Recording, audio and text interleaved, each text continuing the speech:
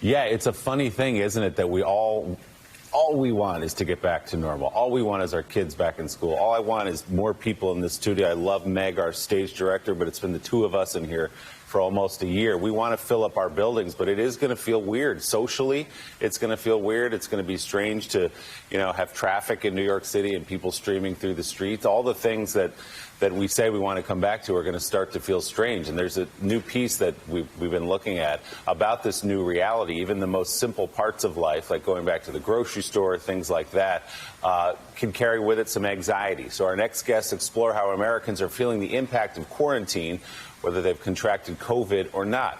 Joining us now, Special Projects Editor at The Atlantic, Ellen Cushing, and practicing internist, healthcare educator, and mental health advocate, Dr. Lucy McBride.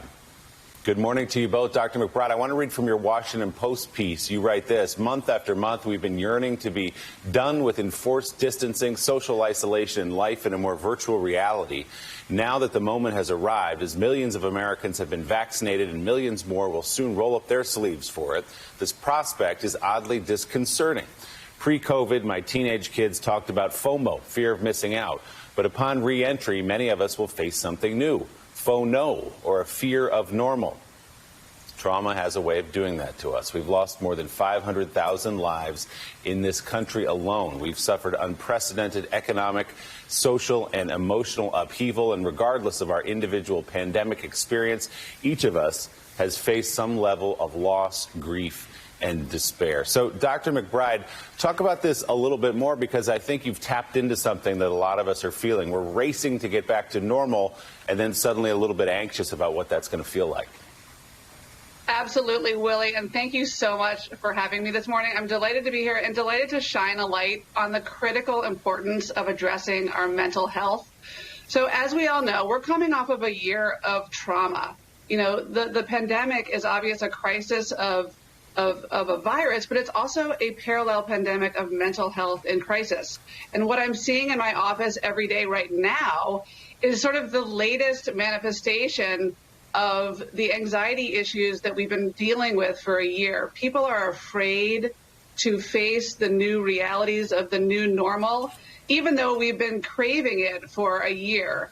It's causing a lot of anxiety, it's causing a lot of fear, and it's causing people to feel very vulnerable. And my message and my piece is this: there is a place for addressing mental health in the doctor's office. Mental health needs to be put into the conversation about our whole health to be delivering meaningful health care.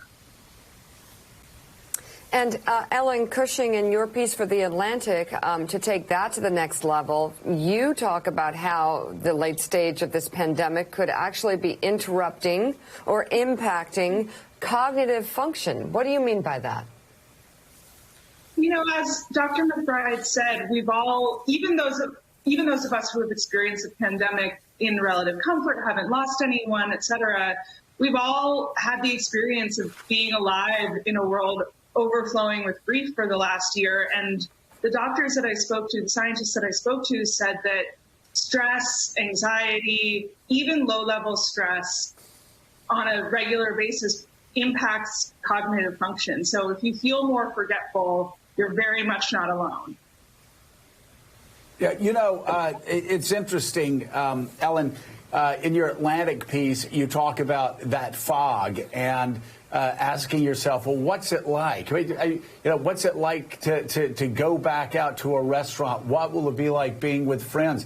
I think about, it's so funny, I was talking to somebody at MSNBC yesterday who's from the South, and we were laughing about the fact, oh my God, in the South, we're huggers. You go up to people, hey, how you doing? Good to see you.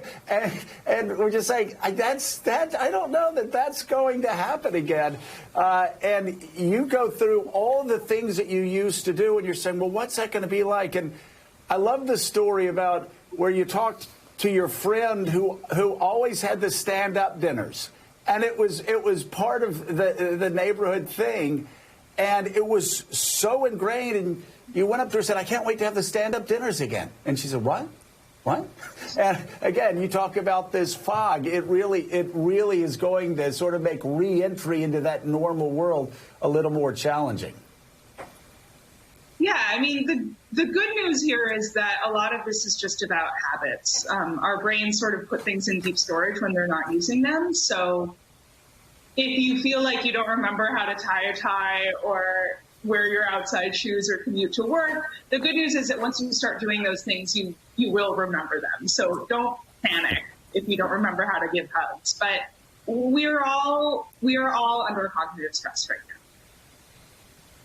So, Dr. McBride, you talk about how to deal with this anxiety, normalizing the trauma, identifying the sort of emotional, the mental health roadblocks. But what are the coping tools that people can put into place? And then I also question whether things are really going to get back to normal. I think it'll be a little bit different when we get back to wherever we're going to get back to.